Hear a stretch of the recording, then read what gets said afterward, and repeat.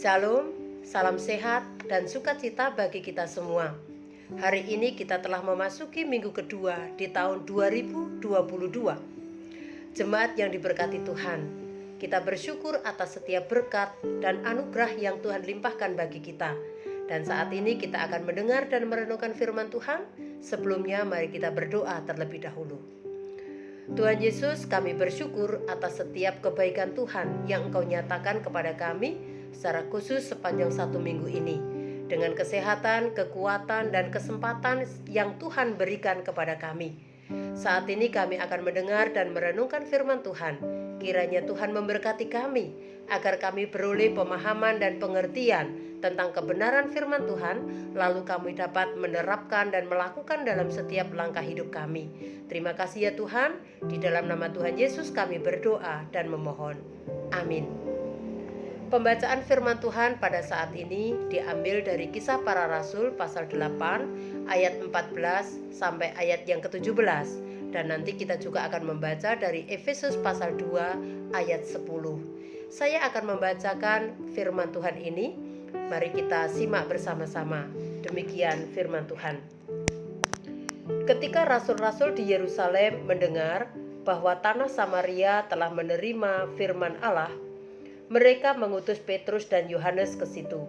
Setibanya di situ, kedua rasul itu berdoa supaya orang-orang Samaria itu beroleh Roh Kudus, sebab Roh Kudus belum turun di atas seorang pun di antara mereka, karena mereka hanya dibaptis dalam nama Tuhan Yesus. Kemudian keduanya menumpangkan tangan di atas mereka, lalu mereka menerima Roh Kudus. Kita akan lanjutkan dari Efesus pasal 2 ayat 10. Demikian firman Tuhan. Karena kita ini buatan Allah, diciptakan dalam Kristus Yesus untuk melakukan pekerjaan baik yang dipersiapkan Allah sebelumnya. Ia mau supaya kita hidup di dalamnya. Sampai di sini pembacaan firman Tuhan. Tentu yang berbahagia adalah setiap orang yang mendengar, merenungkan, lalu melakukannya dalam kehidupan sehari-hari. Bapak, Ibu, dan saudara-saudari yang kekasih di dalam Kristus, setiap orang memiliki tujuan. Namun, tujuannya pasti berbeda satu dengan yang lain. Ketika seseorang ditanya, "Apa tujuan hidupmu?" Pada umumnya, orang akan menjawab berkaitan dengan cita-citanya. Saya mau menjadi seorang dokter, menjadi seorang polisi, saya ingin menjadi seorang guru. Bahkan ada juga yang belum bisa memberikan jawaban tentang cita-citanya. Sementara apa yang berkaitan dengan tujuan hidup itu begitu luas, dan cita-cita hanya menjadi sebagian hal kecil yang dapat mendukung untuk tercapainya tujuan hidup tersebut. Bapak, Ibu, dan saudari kekasih, ketika seseorang menetapkan tujuan hidupnya, tentu didasarkan dengan pengetahuan, pemahaman, berkaitan dengan siapa dia berkomunikasi, dan bagaimana kebiasaan hidupnya setiap hari.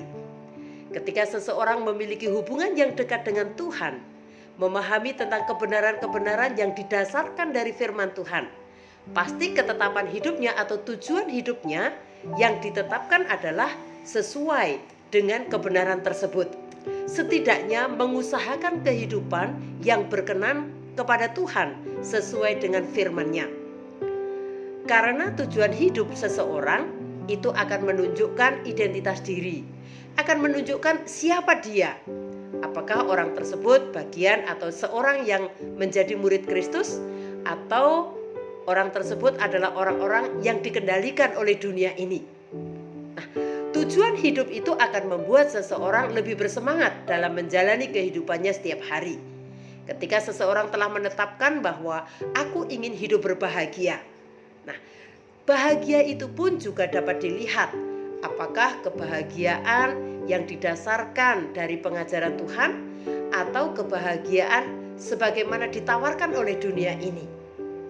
Ketika seseorang sudah memiliki tujuan hidup, maka seseorang akan merasa berguna, karena setiap program atau setiap hal yang dilakukannya akan dilakukan untuk menuju atau untuk mencapai tujuan hidup tersebut. Dan pada akhirnya bisa membuat dirinya tertata lebih baik ketika menjalani kehidupan ini. Salah satu tokoh atau pribadi dari kitab Perjanjian Lama yang bernama Yesaya, dia memiliki hubungan yang dekat dengan Tuhan, memiliki relasi yang baik, dan dia tentu memiliki hubungan dengan orang-orang yang ada di istana. Demikian juga dengan umat pada saat itu.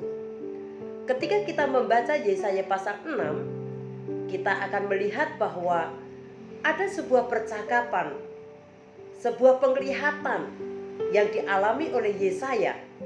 Dan dalam sebuah penglihatan itu, dia melihat, dia merasakan, dia mendengar akan perkataan, siapakah yang akan kuutus dan siapakah yang mau pergi untuk aku? Dan Yesaya pun dengan berani, dengan tegas dan tanpa ragu, dia katakan, ini aku, utuslah aku. Ini adalah sebuah jawaban yang luar biasa. Dia memiliki keberanian dan dia juga memiliki ketegasan untuk menentukan, untuk menjaga tujuan hidupnya semakin lebih baik, dan dia sungguh-sungguh ingin menyenangkan hati Tuhan. Demikian juga ketika kita membaca atau melihat tadi dari bacaan Kisah Para Rasul pasal 8, ketika orang-orang atau para rasul yang ada di Yerusalem mendengar bahwa orang-orang di Samaria telah menerima Kristus, namun mereka belum menerima kuasa Roh Kudus, maka para rasul itu segera mengutus Petrus dan Yohanes untuk datang ke sana. Petrus dan Yohanes yang telah diajarkan sebuah kehidupan yang didasari dengan kebenaran, lalu mereka juga dibentuk, dibekali untuk diutus menjadi seorang misionaris atau menjadi seorang penginjil, maka mereka tidak menunda. Petrus dan Yohanes segera pergi kepada orang-orang Samaria. Sementara kita tahu bahwa orang-orang Yahudi itu sebenarnya tidak bersahabat dengan orang Samaria. Namun atas pembelajaran, pembekalan yang diberikan oleh Tuhan Yesus, maka Petrus dan Yohanes serta para rasul yang lain pun tidak segan-segan untuk menolong, untuk melayani orang-orang yang ada di Samaria, sampai pada akhirnya orang-orang Samaria itu juga menerima Roh Kudus, sehingga mereka juga dapat menjadi saksi Kristus ketika mereka menceritakan pengalaman hidupnya bersama dengan Kristus.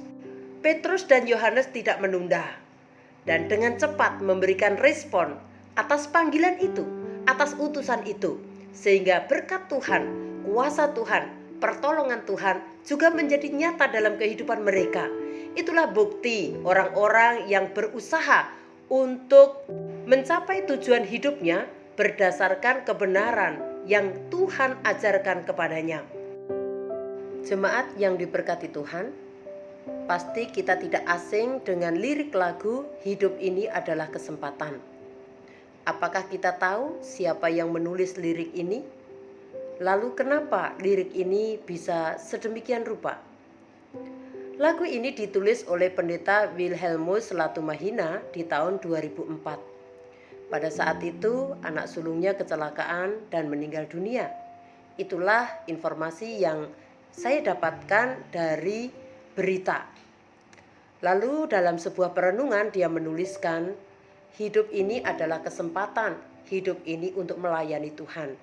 Jangan sia-sia waktu yang Tuhan beri, hidup ini hanya sementara. Lalu bait yang kedua dia menuliskan, sekuntum bunga di pagi hari mekar indah, harum di padang yang hijau. Demikian Tuhan mendandani rumput, gugur bunga bila panas terik. Oh Tuhan, pakailah hidupku selagi aku masih kuat. Satu saat aku tak berdaya, hidup ini sudah jadi berkat. Kelihatan sekali bahwa lirik ini didasarkan dari pemahaman dan juga dari pengalaman hidupnya, di mana dia tahu bahwa bunga di pagi hari akan mekar begitu indah, namun di siang hari bahkan di sore hari akan layu. Namun demikian Tuhan mendandani rumput-rumput itu menjadi begitu indah, harum, dan menarik. Oleh sebab itu dia menuliskan, pada saat masih memiliki kesempatan, supaya Tuhan memakainya, supaya dapat digunakan dengan baik, karena ada waktunya, tidak berdaya lagi, namun hidup ini sudah menjadi berkat. Tentu penulis lagu ini adalah orang yang memiliki kedekatan dengan Tuhan.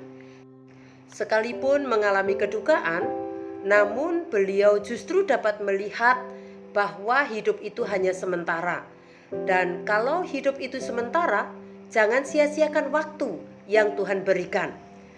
Akhirnya, dengan pengalaman hidupnya ini dapat memberikan inspirasi dan mengingatkan orang banyak untuk menggunakan waktu itu dengan bijak, sehingga tidak menyesal ketika waktu itu sudah habis dan sudah dipanggil oleh Tuhan. Ternyata hidupnya telah menjadi berkat bagi orang banyak. Bapak, Ibu, dan saudara-saudara yang kekasih di dalam Kristus, ketika kita melakukan sebuah pekerjaan atau beraktivitas, apakah itu di tengah-tengah pekerjaan yang dimilikinya sendiri atau bekerja dalam sebuah instansi, maka kita juga perlu mengingat ayat Alkitab yang mengatakan, sebab segala sesuatu adalah dari Dia dan oleh Dia dan kepada Dia. Bagi Dialah kemuliaan sampai selama-lamanya. Itu sebabnya ketika kita melakukan atau menjalani sebuah aktivitas atau melakukan sebuah pekerjaan, semua itu merupakan anugerah Tuhan. Dan kita menjadi bagian untuk melakukan pekerjaan baik yang sudah dipersiapkan Allah sebelumnya. Semua karena anugerah Tuhan. Jemaat yang kekasih di dalam Kristus, hidup itu singkat. Dan kita jelas adalah anak-anak Tuhan yang telah menjadi miliknya, milik Allah. Pasti kita juga mengenal Dia dan Dia juga mengenal kita. Tuhan sangat mengenal kita sehingga kita telah dipersiapkan sebuah pekerjaan untuk kita, untuk melakukan pekerjaan yang baik yang Tuhan telah siapkan. Kita adalah orang-orang yang menjadi sasaran kasih Allah. Dia tidak akan pernah membiarkan hidup kita terantuk atau mengalami hal-hal yang tidak baik. Tetapi sebuah pengalaman hidup akan memberikan sebuah pembelajaran bahwa hidup ini adalah anugerah dari Tuhan. Sesungguhnya kita adalah orang-orang yang telah menerima karunia iman, sehingga kita dapat mengimani setiap pemberitaan kebenaran firman Tuhan itu. Saudaraku yang kekasih di dalam Kristus, menggunakan waktu adalah bagian dari kehendak Allah. Ketika kita melakukan sesuatu dalam rangka menggunakan waktu tersebut, kita juga perlu bertanya, apa alasannya? Mengapa aku melakukannya? Apakah ini adalah sebuah kesempatan yang Tuhan berikan kepada saya? Dengan demikian, kita akan menata hidup kita menjadi lebih rapi dengan memiliki tujuan yang tepat, yaitu menyenangkan Tuhan. Jemaat yang diberkati Tuhan, para rasul adalah orang-orang yang telah mendapatkan pembekalan dari Tuhan. Mereka tergerak hatinya, menaruh empati kepada orang-orang Samaria. Mereka tidak menunda, dengan cepat dan sigap mereka pergi di tengah-tengah orang Samaria yang telah percaya Yesus namun belum menerima karunia Roh Kudus. Sampai pada akhirnya orang-orang Samaria itu juga menjadi saksi Tuhan dan dapat menceritakan bagaimana Tuhan bekerja di dalam hidupnya dan menjadi kesaksian yang benar. Bapak, Ibu, dan saudara-saudari yang kekasih di dalam Kristus, kita dipanggil untuk menyatakan solidaritas dengan mewujudkan kasih. Kasih agape, kasih yang bukan hanya teori, tetapi akan berwujud dalam sikap, dalam perilaku, dalam tindakan nyata sebuah kebenaran, bahwa kehidupan itu singkat, hanya sementara. Mari kita gunakan, dan kita menetapkan tujuan hidup yang tepat sesuai dengan kebenaran dari Tuhan itu sendiri. Kasih yang tidak hanya menjadi sebuah pengalaman pribadi, tetapi yang perlu kita sharingkan kepada orang lain, supaya orang lain juga mengalami kasih Tuhan dan menjadi sasaran dari kasih Tuhan itu dengan jelas dan pasti. Jemaat yang kekasih di dalam Kristus, kasih yang kita miliki haruslah kasih yang dapat dilihat, yang dapat didengar, dan juga dapat dirasakan bukan hanya oleh diri kita sendiri, tetapi juga oleh orang-orang yang ada di sekitar kita. Jemaat yang kekasih di dalam Kristus, tetapkan tujuan hidup yang tepat sesuai dengan kebenaran firman Tuhan, sehingga waktu yang Tuhan berikan tidak sia-sia, tetapi sungguh-sungguh kita dapat menjalani hidup ini dalam rangka melaksanakan kehendak Tuhan, sehingga hidup bahagia yang sejati Tuhan karuniakan kepada kita sungguh-sungguh menjadi nyata. Amin. Tuhan Yesus memberkati kita semua. Mari kita berdoa. Bapa, kami bersyukur untuk firman Tuhan yang sudah kami dengarkan ini. Biarlah dalam menjalani hidup ini, sungguh-sungguh kami dapat melaksanakan kehendak Tuhan, sehingga kami dapat menetapkan tujuan hidup yang benar, yaitu menyenangkan Tuhan. Bukan hanya kata-kata retorika, tetapi akan terwujud dalam setiap tindakan dan perilaku kami dalam keseharian ini. Terima kasih Bapa, di dalam nama Tuhan Yesus Kristus kami berdoa dan mengucap syukur. Amin. Selamat hari Minggu, Tuhan Yesus memberkati kita semua. Shalom.